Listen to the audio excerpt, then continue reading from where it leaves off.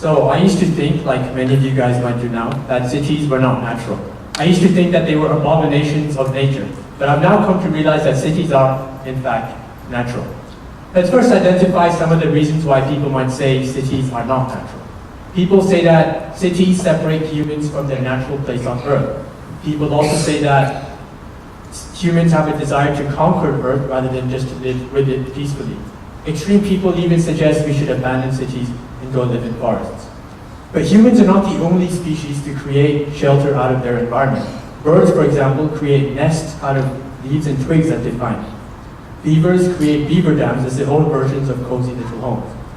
In the same way, humans create cities. The reason these species create shelter is for survival.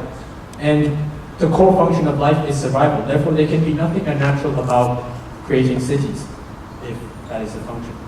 A common but mistaken assumption is that cities are taking over the world, and instead of the greenery that should be on Earth, we are surrounding it with a new grayery. But this is simply not the case. Experts estimate that cities are taking up, in fact, less than 3% of the world's land. This means that despite our alterations to the environment, we are more or less living in harmony with it. And the only reason it's possible, or the only way it's possible to fit in 7 billion people in less than 3% of the world's land is because of cities. Cities allow us to live in an organized and a high concentrated manner. This means that we can fit more people in less space. Without cities, people would be dissipated throughout the world, and this could result in even more environmental destruction. Other than that, cities also have a lot of similarities between natural ecosystems.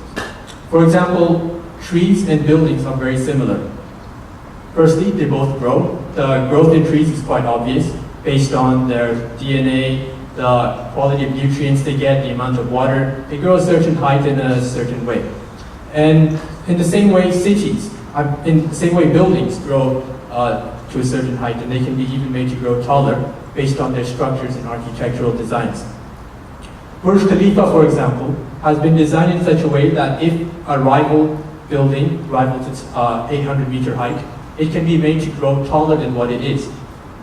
The second similarity is that both trees and buildings have a limit on the height that they can grow.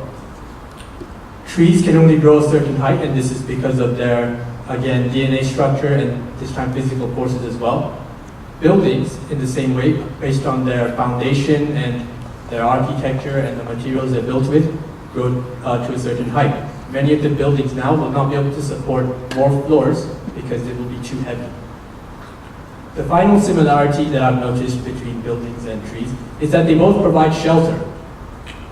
Trees provide shelter to birds, monkeys, koalas, and a whole variety of animals. And in the same way, buildings provide shelter to humans and a whole bunch of insects.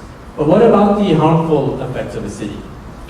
Pollution produced by factories is quite well known, but pollution produced by volcanoes is not so much. Factories and volcanoes both produce harmful gases. And amongst these harmful gases are sulfur dioxide, which causes a host of respiratory problems, and carbon dioxide, which is very infamous for its greenhouse effect. So both of these gases give them a destructive nature. But what about cars? The core function of cars is transportation. And before cars became commonplace, we used to use horses. So cars are like horses in that they both provide transportation. But how about the bad emissions that cars give out? Well, horses give out their own bad emissions.